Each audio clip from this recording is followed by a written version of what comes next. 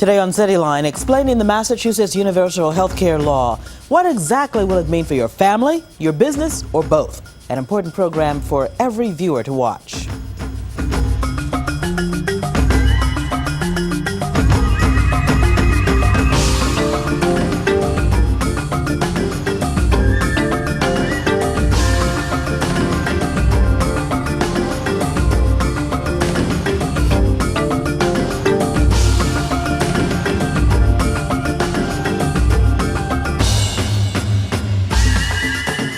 Hello everyone, welcome to CityLine. I'm Karen Holmes Ward. Massachusetts approved a bill making it the first state in the union to require all citizens to have some form of health insurance. The vote to pass it was nearly unanimous. The House voted 154-2, the Senate 37-0. This pioneering plan is being touted as a national model, but what are its details and why are some people worried about its potential impact? Here's an in-depth look at what's in store. It's a slow process. This past April, Massachusetts began an overhaul of its healthcare system with a landmark law that seeks to ensure no resident goes uninsured. We have lived up to our ideals. You have given Massachusetts just what the doctor ordered. Beginning July 1st, 2007, all Bay State residents will be required to buy health insurance. Subsidized and reduced cost plans will also be available to help Massachusetts make the transition. This is really a watershed approach. This is, to my mind, the farthest we've gone towards universal coverage ever in this country. Other top industrial nations, including Japan, Canada, France, and the United Kingdom, all have universal health care systems in place. Without universal health care, the U.S. still spends more on health per capita than any other country in the world. In 2004, the nation racked up a bill of $1.9 trillion. It is a huge financial issue at 16% of gross domestic product, or probably even more of the state's product. This is by far the largest industry, even though we don't necessarily think of it that way. And up to 18% of the U.S. population fly under the radar without any type of health care. In Massachusetts, the number is closing in on 11%, or around 50,000 residents. So why are so many people living without health insurance? Bill Vernon, director of the Massachusetts branch of the National Federation of Independent Businesses, explains. The reason is simple: cost, cost, cost. More affordable insurance products would increase the number of insured and decrease the number of uninsured. It's the cost of insurance.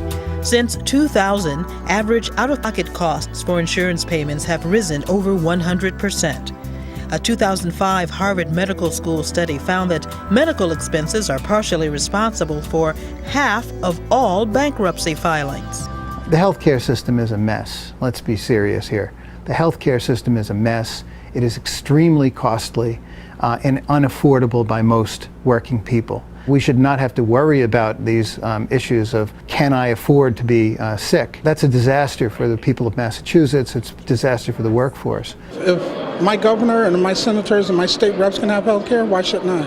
Affordability is one of the biggest challenges facing the architects of this law and will be the buzzword in health insurance debates this fall. Above 300% of poverty.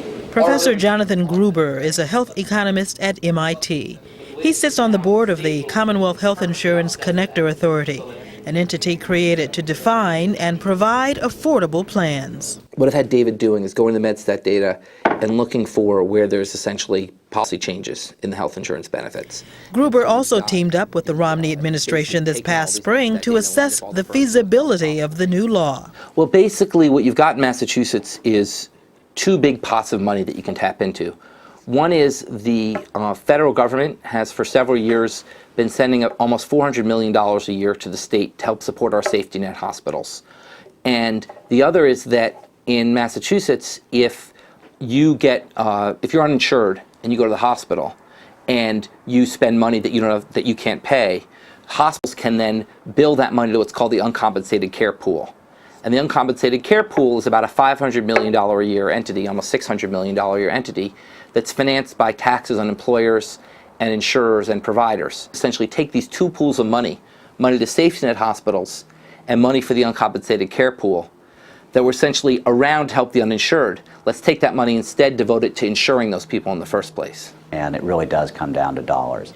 John Kingsdale is the executive director of the Health Insurance Connector and former executive for the Tufts Health Plan HMO.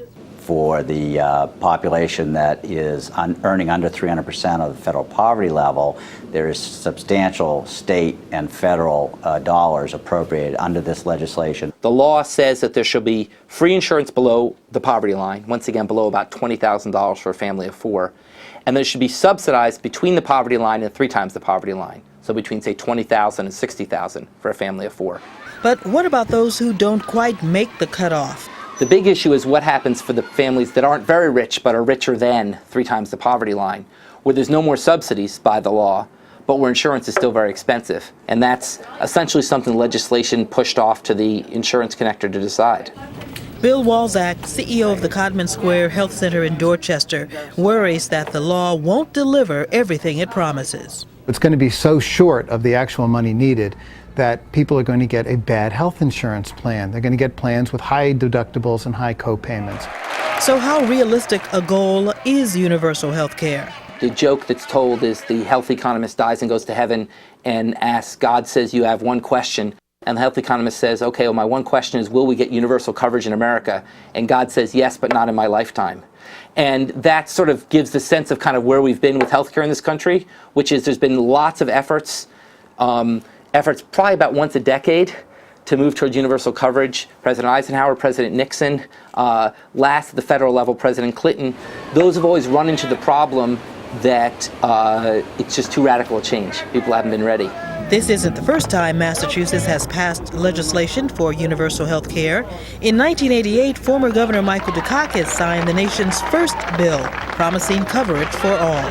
Doubters said that we couldn't do it, that the promise of health care for all could never be realized. The doubters said a lot of things, and you proved them wrong.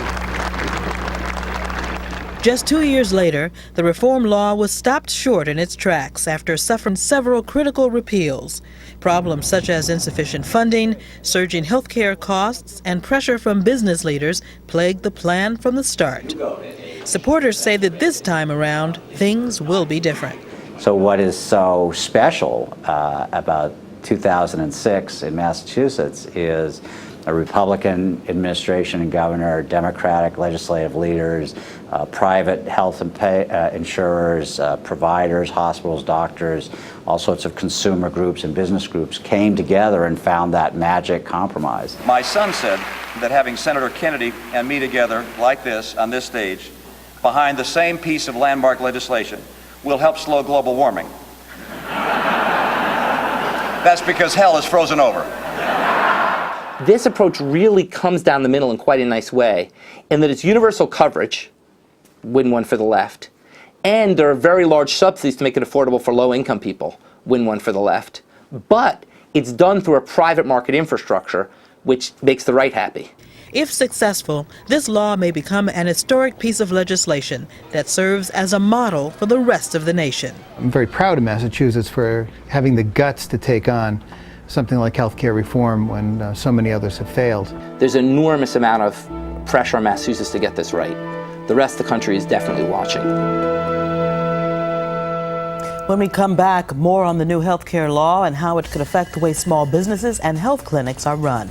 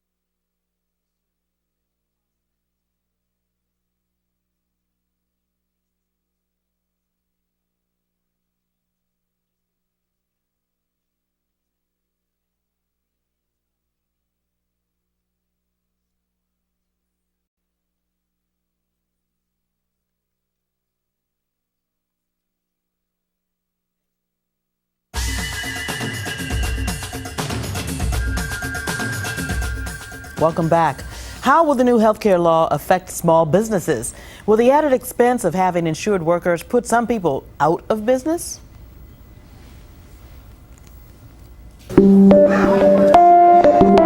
Anyone who's sick understands the absolute necessity of comprehensive and efficient health care. But those who are uninsured often seek care only when their situation is dire.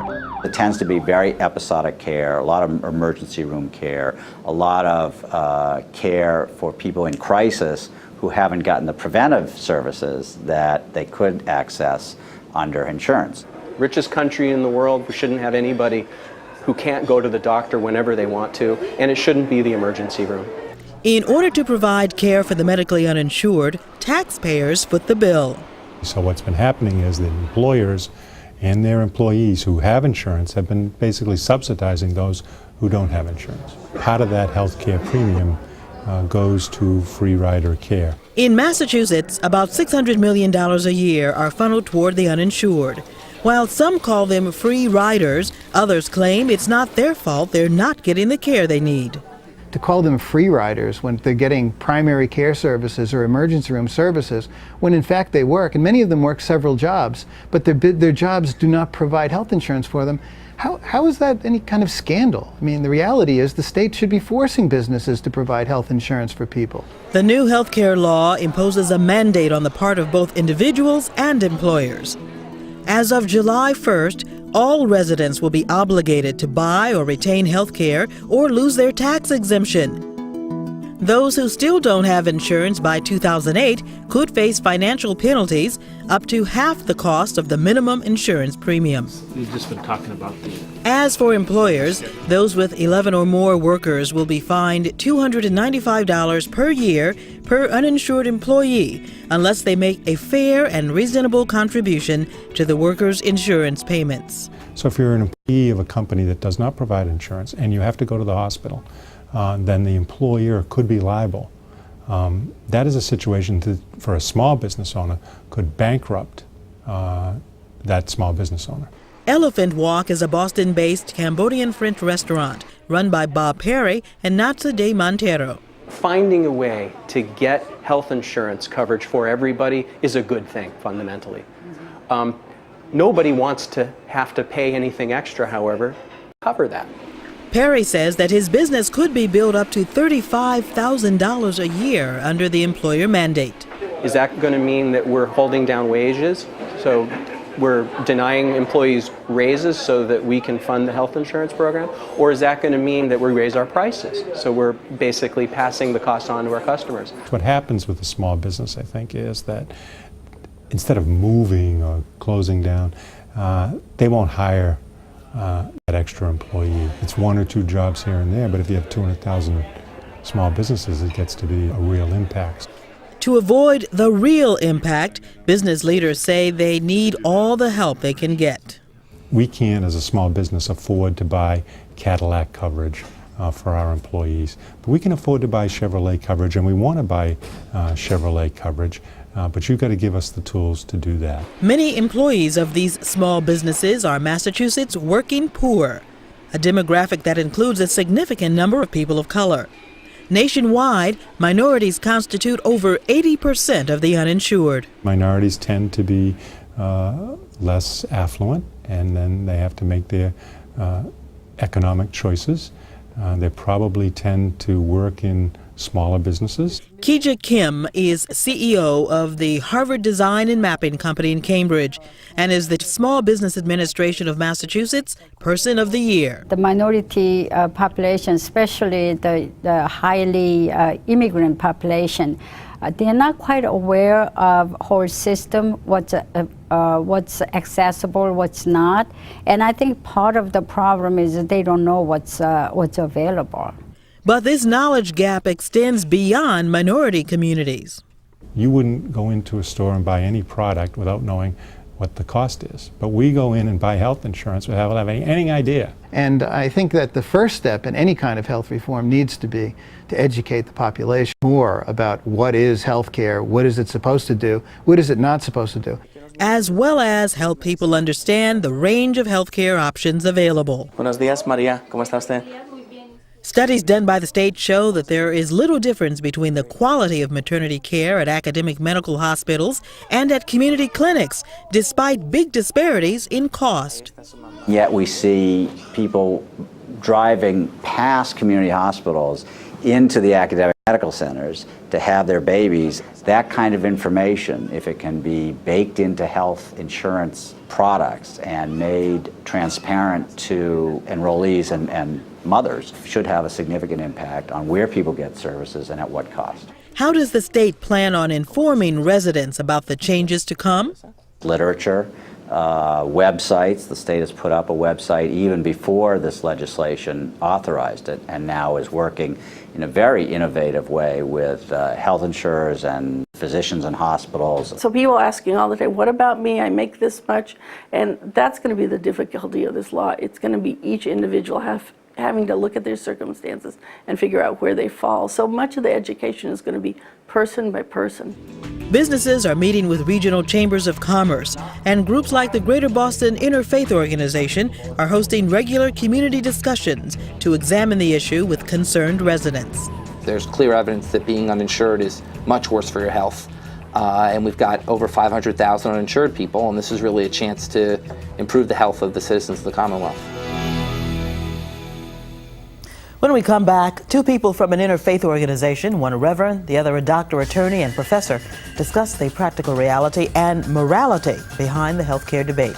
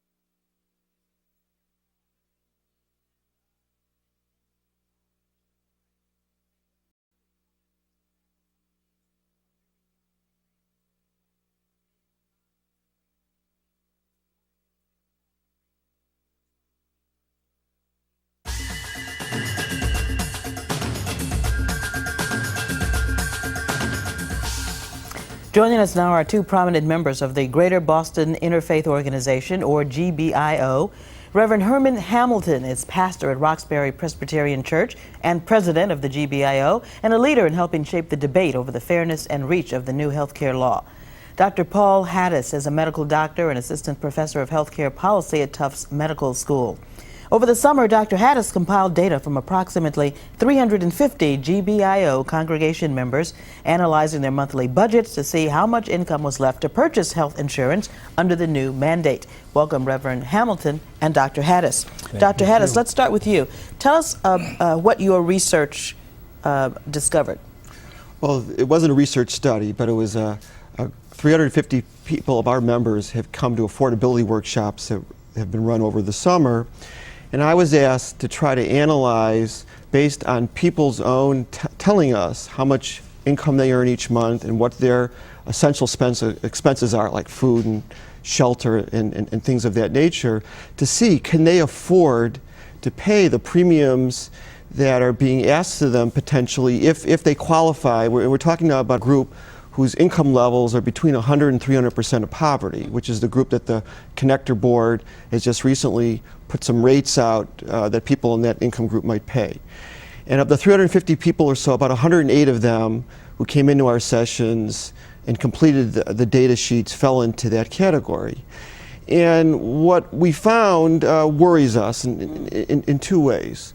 What we found was that about 46% of the group, or almost half, when you asked how much money is left over from what they earn and what they have to pay for really essential things to make it through each day, don't have enough monies left over to purchase the health insurance for themselves and in some cases for children at the rates that the board and has put out and Medicaid has put out. So it makes us worried because we want to see this bill succeed, and making it succeed means people being able to afford the health insurance. And Reverend Hamilton, the fact that many of your congregation members cannot afford this is kind of what led the interfaith organization to get involved in the health insurance debate. Usually you don't see an interfaith organization involved in something like this. What other things led GBIO to work on this issue? Well, I think you've hit it. It's two particular reasons. One is healthcare is a moral issue. It is just morally wrong for people in a country that is the wealthiest country in the world and one of the wealthiest states in the country not to have reasonable healthcare. It's just morally wrong. And then secondly, we've got people in our congregations and synagogues across the state that's been praying because they've got people who are sick and in need of care but didn't have health care coverage. So we had a moral responsibility and the need on behalf of the people we represented to get into the debate. Finally, what I always like to say, folks say the devil's in the details, and usually when we talk about all this political stuff, we talk about the devil's in the details. I thought that the church and the faith community need to be involved because we need to make it clear that God is also in the details. Well, now the bill has been passed, but as you say, now it's time to root out the details. Sure. And your studies have found that many people cannot afford health insurance under this new plan. What steps is the GBIO now taking to make this plan work? Well, first of all, the study that Dr. Haydes just suggested, an official study, is our way of beginning to help define affordability. We're not going to leave it up to the connector to say to the people that we represented, this is what you can afford. They really need to talk to the people before they do it. So that's a big part of the piece. Secondly, I think that we're advancing the argument that anything over 5% in terms of premiums is just too high. That's clear from our data. And thirdly, what we're saying in no uncertain terms, that if we cannot expand the subsidies to make sure that the folk between the 100 and 300% category are well taken care of, then minimally we're going to have to do is eliminate those folk from the mandate. Maybe I can add a comment on that. Please do. Of the 46% who couldn't afford the premiums based on the current schedule, most of those people overwhelmingly already have negative cash flow, meaning their expenses in some ways already exceed their income. And so we think it would be especially harsh and coercive to say to people in that group, that 100 to 300% group, that to write the premium check, they might have to reduce their expenditures for food or housing or some other electricity, some essential expense. And that's why we're especially worried if the mandate were to apply at that level. Now, this bill was touted as a national model and being heralded around the country as the solution for health care. Why are we now finding that there are these groups, large groups of people that may not be able to afford it under this bill? Well, let me first comment.